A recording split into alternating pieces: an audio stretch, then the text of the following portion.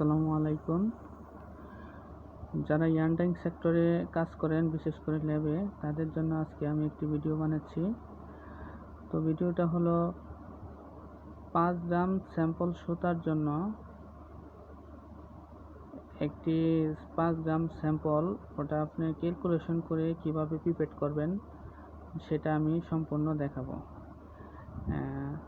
আপনারা দেখেন যে প্রথমে আমি 5 গ্রাম সুতা নিয়েছি। এখানে 5 গ্রাম সুতা, 5 গ্রাম সুতা মানে স্যাম্পল ওয়েট আমাদের সুতা 5 গ্রাম এবং লিকার ইস্যু আমাদের 1:6। তো আমাদের 5 গ্রাম সুতা এবং 5 গ্রাম সুতা লিকার ইস্যু 1:6 আমি করব। তো আমার এখানে যথাক্রমে 3টা ডাইস রয়েছে, লিভা আম্বার সিএ 0.5 এবং লিভা ফার্স্ট রেড সিএ 1% এবং লিভা ব্লু সিএ 2%। তা আপনাদের বিভিন্ন ফ্যাক্টরিতে বিভিন্ন ধরনের কোম্পানির বা ব্র্যান্ডের ডাইস হতে পারে। তো আমি এটা আমাদের ফ্যাক্টরিতে যেই ডাইসগুলো চলে সেগুলোর নাম লিখলাম। আপনারা অন্য যে কোনো ডাইস হতে পারে। তো ডাইস তো এখানে কোনো ম্যাটার না, কিন্তু হলো আপনার প্রসিডিওরটা, যে আপনি কোন প্রসেসে করবেন সেটা হচ্ছে মেন। তো আপনার 5 গ্রাম সুতার জন্য আমি যদি এটা পিপেট করি পার্সেন্টেজ অনুযায়ী, এটা আমার 1% ডাইস সলিউশন থেকে আমি পিপেটিং যদি করতে হয়, তাহলে আমি ক্যালকুলেশন করব স্যাম্পল ওয়েট দিয়ে পার্সেন্টেজ আমি গুণ করব। মানে আপনাদের দেখাচ্ছি, যেমন স্যাম্পল ওয়েট আমার এখানে স্যাম্পল ওয়েট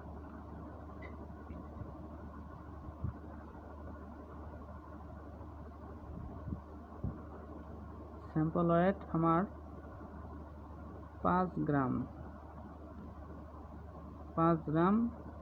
স্যাম্পল ওয়েট 5 গ্রাম আমার এখানে স্যাম্পল ওয়েট 5 গ্রাম। তো আমি এখানে স্যাম্পল ওয়েট দিয়ে ডাইস পার্সেন্টেজটা গুণ দেব। তো ডাইস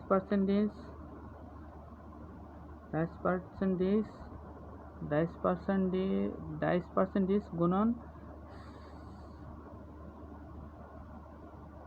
স্যাম্পল ওয়েট। তো ডাইস পার্সেন্টেজ গুণন স্যাম্পল ওয়েট, কারণ ডাইস পার্সেন্টেজ আমার এখানে 0.5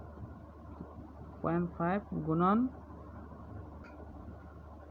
0.5 গুণন 5, 0.5 গুণন 5, 0.5 গুণন 5 হয় যদি, তাহলে আমার এখানে আসতেছে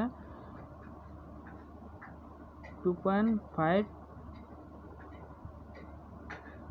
ml আর সিসি, আপনারা যেভাবে বুঝতে পারেন।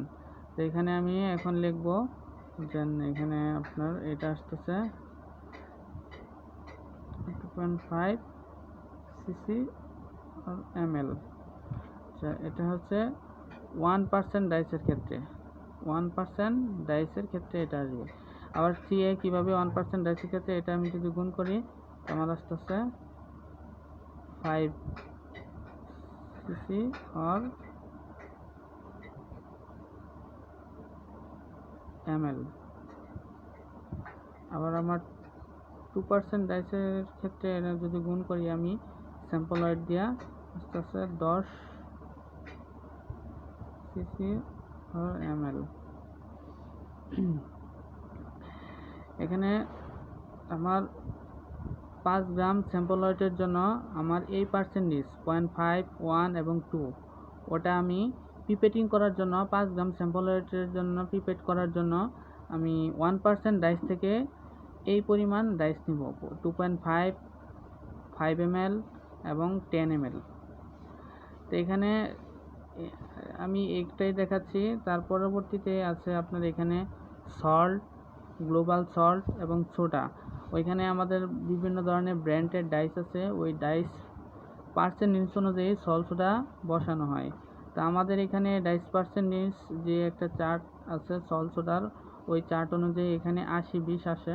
তো সল্ট সোডাটা কীভাবে বের করতে হয় ওটা আমি আপনাদের আরেকটা পরবর্তীতে ভিডিওতে দেখাবো।